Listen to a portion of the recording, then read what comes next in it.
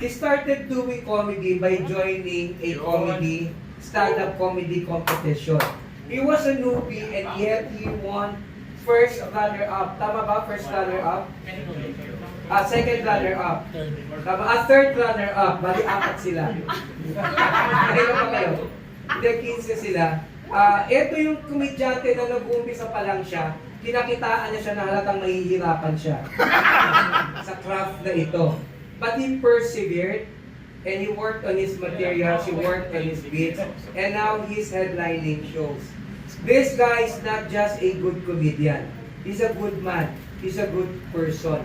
Ito yung tipo na tao na tindig pa lang, alam mo na, matatawanin kayo. And I couldn't actually be more proud of this guy who's basically revolutionized what Pinoy stand-up comedy is all about. Siya lang yung tipo na tao na pagka pinanood nyo, sasabihin nyo, sulit. Kung kayo nainis kayo sa lahat na nag-perform tonight, you're in for a treat because this comedian can make you happy more than anything else. So this is gonna be a once-in-a-lifetime experience. So palakpakan po natin ng sabay-sabay. The very funny